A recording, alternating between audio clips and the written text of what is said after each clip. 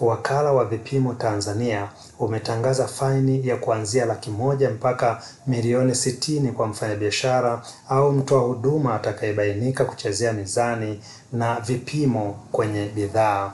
Mtendaji mkuu wa wakala huo Albano Kihula ameziweka wazi faini hizo kwenye mkutano na waandishi wa habari kwenye ukumbi wa idara ya habari Maelezo jijini Dodoma, wakati akieleza mafanikio na mwelekeo wa utendaji kazi wa wakala huu ndani ya miaka 4 ya uongozi wa Dr. Samia Suluhu Hassan katika serikali ya awamu ya 6. Sasa hivi faini ni kuanzia shilingi Laki1 mpaka milioni 20 kwa kosa moja. Kabla ya kubadilishwa kwa sheria hiyo mwaka 2016, faini ilikuwa ni shilingi 10,000 tu. Na wananchi walitumia fursa hiyo kwa sababu kama mnavyojua sheria ikiwepo nzuri ni mbaya ndio iko pale. Kwa hiyo kabla mwaka 2016 faini ilikuwa 10,000 tu kwa kosa moja. Na kuna baadhi ya wananchi walikuwa wanafanya michezo, wanasema faini yenu shilingi 10,000, naomba nikalipe faini. Lakini baada ya mwaka 2016 mwezi Novemba, faini sasa ni shilingi Laki1 mpaka milioni 20 kwa kosa moja. Kwa hiyo kwa mfano muuzaji wa nondo kamkuta ana nondo za aina 3, labda milimita 12 ambayo haiko katika kipimo sahihi, milimita 16, milimita 8. Hayo ni makosa matatu. Kwa faini yake ya juu kabisa itakuwa milioni 60.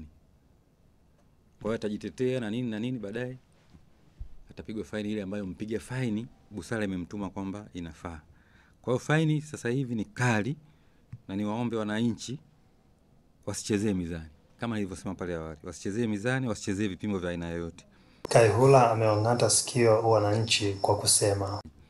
Lakini kuna wengine pia, niseme labda moja kwa leo, wanachonga yale mawe.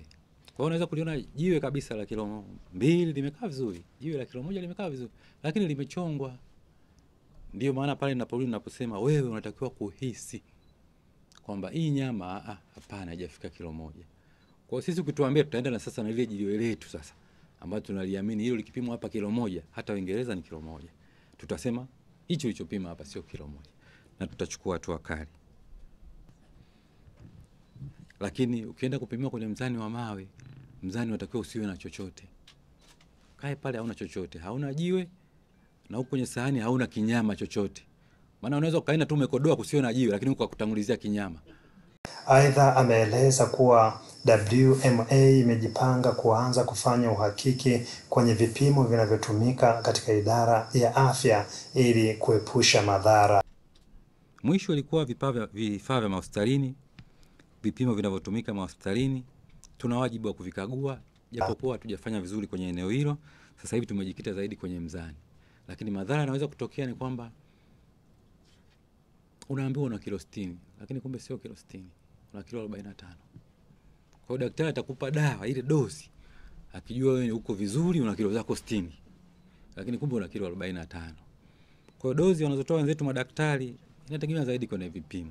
Kwa hiyo ni madhara makubwa sana tunaweza kuyapata. Kwa hiyo tumejipanga pia kuingia kwenye eneo hilo kufanya uhakiki wa vipimo vinavyotumika katika sekta ya afya.